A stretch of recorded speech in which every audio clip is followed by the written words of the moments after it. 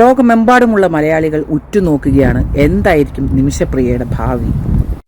പലരും പല അഭിപ്രായങ്ങളാണ് പറയുന്നത്. ചിലർ എങ്ങനെയും അതിനെ രക്ഷിക്കണം. പല സന്നദ്ധ സംഘടനകളും വർഷങ്ങളായിട്ട് നിമിഷപ്രിയയ്ക്ക് വേണ്ടി പൊരുതുന്നുണ്ട്. ഇത്രയും വർഷങ്ങൾക്കിടയിൽ തന്നെ ആ കുട്ടി അനുഭവിച്ച ടെൻഷൻ നമുക്ക് ഊഹിക്കാവുന്നതേ ഉള്ളൂ. മരിച്ചു ജീവിക്കുകയായിരിക്കും അത്. സാഹചര്യമാണ് ഒരു മനുഷ്യനെ തെറ്റുകാരാക്കുന്നത്. അത് എന്ത് തരം സാഹചര്യമാണെന്നുള്ളത് ദൂരെ നിന്ന് നോക്കുന്ന നമ്മൾക്കോ അല്ലെങ്കിൽ ന്യൂസ് വായിക്കുന്ന നമ്മൾക്കോ അറിയാൻ പറ്റത്തില്ല. അത് ആ സിറ്റുവേഷനിൽ കൂടെ കടന്നു പോകുന്നവർക്ക് അവർ ഏത് തരം ട്രോമയാണ് ഫേസ് ചെയ്തത്, ഏത് തരം ടോർച്ചറാണ് അനുഭവിച്ചത്, എന്ത് തരം സിറ്റുവേഷനിലാണ് അത് ചെയ്യേണ്ടി വന്നത് എന്നുള്ളത് ആ കുറ്റകൃത്യം ചെയ്തവർക്ക് മാത്രമേ അറിയത്തുള്ളൂ. ഒരു തെറ്റിനെ ഞാൻ ന്യായീകരിക്കുകയല്ല. സോ നമുക്ക് ആ കുട്ടി ചെയ്ത തെറ്റ് സൈഡിൽ വെച്ചുകൊണ്ട് അതിനെ രക്ഷിക്കാനുള്ള തത്രപ്പാടുപെടുന്ന സന്നദ്ധ സംഘടനകൾ, അത് അത്രയ്ക്ക് കുറ്റവാളിയായിരുന്നെങ്കിൽ അവരതിനുവേണ്ടി മുതിരുകയില്ല അല്ലേ.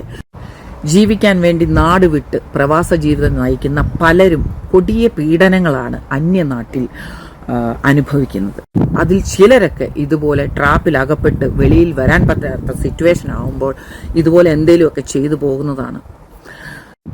എന്തു തന്നെയായാലും ആ കുട്ടി എങ്ങനെയും രക്ഷപ്പെടട്ടെ എന്ന് പ്രാർത്ഥിച്ചുകൊണ്ട് ഇതിൻ്റെ ഇടയിലും വർഗീയത കുത്തിക്കയറ്റാൻ ശ്രമിക്കുന്നവരോട് ഒരു വാക്കുകൂടെ പറഞ്ഞ് ഞാൻ നിർത്തുന്നു.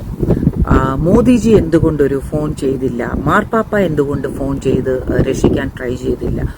കറക്റ്റ്, മോദിജിക്ക് ഒരു ഇന്ത്യൻ്റെ കാര്യത്തിൽ ഇടപെട്ട് അവർക്ക് വേണ്ടി സംസാരിക്കാനുള്ള റൈറ്റ്സ് ഉണ്ട്. പക്ഷേ നമ്മൾക്കൊരു കേരളത്തിലുള്ളവരോടാണ് ഈ പറയുന്നത്, നമ്മൾക്കൊരു ആവശ്യം വരുമ്പോൾ മാത്രം മോദിജിയെ ഓർക്കുക, എന്തുകൊണ്ട് ചെയ്തില്ല, ക്രിട്ടിസൈസ് ചെയ്യാൻ മാത്രം മോദിജിയെ ഓർക്കാതെ പുള്ളി നല്ല കാര്യം ചെയ്യുമ്പോൾ അതിനെ അഭിനന്ദിക്കാൻ കൂടെ ഓർക്കുക. അല്ലാതെ 24 മണിക്കൂറും കുറ്റം പറഞ്ഞുകൊണ്ടിരുന്നിട്ട് നമുക്കൊരാവശ്യം വരുമ്പോൾ ഉടനെ ഓടിപ്പോയി മോദിജി മോദിജി എന്ന് വിളിക്കുന്നത് ശരിയല്ല. പ്രളയം വന്നാലും ആരെങ്കിലും ഒരു കുഴിയിൽ വീണാലും അല്ലെങ്കിൽ ആരെങ്കിലും മലയിടുക്കിൽ പെട്ടുപോയാലും സെൻട്രലിൽ നിന്ന് മിലിറ്ററി വരണോ, അല്ലെങ്കിൽ സെൻട്രലിൻ്റെ ഹെൽപ്പ് തന്നില്ല, അല്ലെ സെൻട്രലിൻ്റെ ഹെൽപ്പ് വേണം, ഇങ്ങനെയൊക്കെ അവർ കൊട്ടിഘോഷിക്കും അല്ലെങ്കിൽ ആർപ്പ് വിളിക്കും.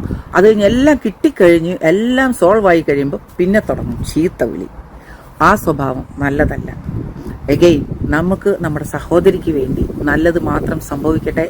നമ്മുടെ നാട് ഭരിക്കുന്നവരെയും മാധ്യമങ്ങൾ കുറ്റവാളികളാക്കി നമ്മുടെ മുന്നിൽ പ്രദർശിപ്പിക്കുന്നവരെ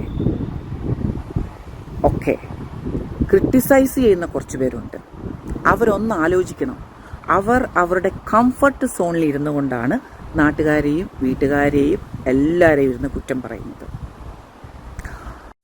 മാധ്യമങ്ങൾ അവർക്ക് റീച്ച് കിട്ടുന്ന പോയിന്റ്സ് മാത്രമേ ഹൈലൈറ്റ് ചെയ്ത് കാണിക്കുകയുള്ളൂ. അത് കേട്ട് നമ്മൾ ആരെയും വിലയിരുത്താൻ പാടില്ല.